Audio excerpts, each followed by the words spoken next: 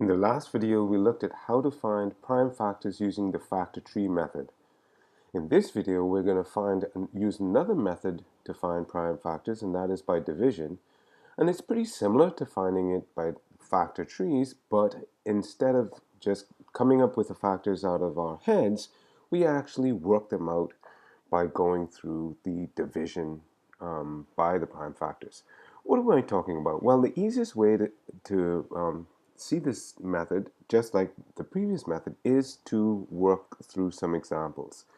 So let's just look at a couple of examples. We're going to find the prime factors of 18 and 60. And just as before, we always want to list off all of our prime numbers so that we know that what they are and know that what we're going to be using to divide. Okay, so those are our prime numbers, and we're going to look at the first example, and that would be the prime factors of 18. So I'm going to write 18 equals. So we want to find the prime factors of 18. What we do is we set up an upside down division problem. So we write 18, and we write the division block here, and then we look at the prime numbers starting with the smallest ones and see whether they can actually divide into 18. So the smallest one is 2, so I'm going to try that one first, and we're going to say 2 into 18. Well, does 2 into 18 go? Yes, it sure does. 2 into 18 goes 9 times. And then we're just going to repeat the process. So we draw the division sign again and say, does 2 go into 9? Does 2 go into 9? Well, no, it doesn't. So since we finish with 2's, then we're going to try the 3. So does 3 go into 9? Yep, sure does. 3 into 9 goes 3 times. And then we repeat the division again and try 3 one more time. So 3 into 3. Does 3 go into 3?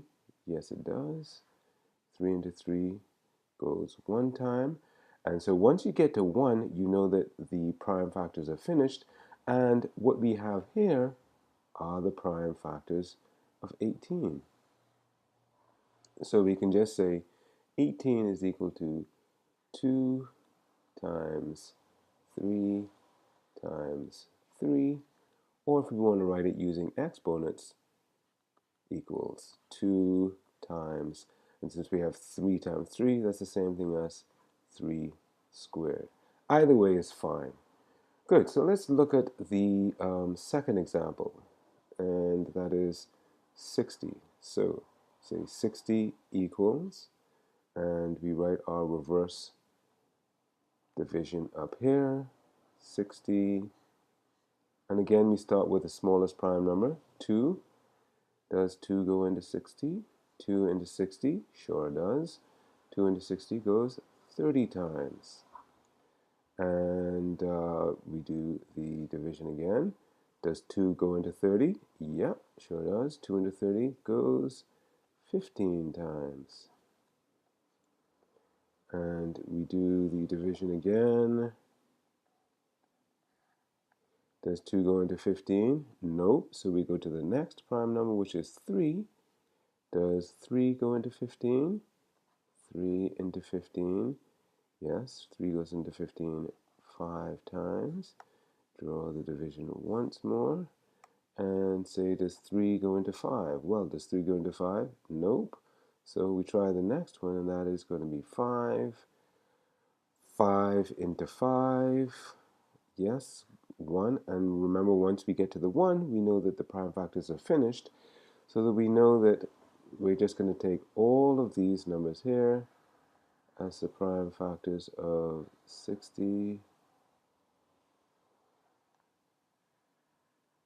So 60 is going to be equal to 2 times 2 times 3 times 5.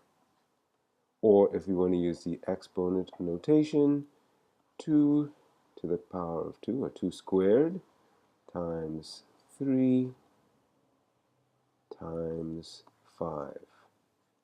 Either way, but that's all there is to it. Now, why don't you try a couple of examples, and that's prime factors via division. Hope this helped.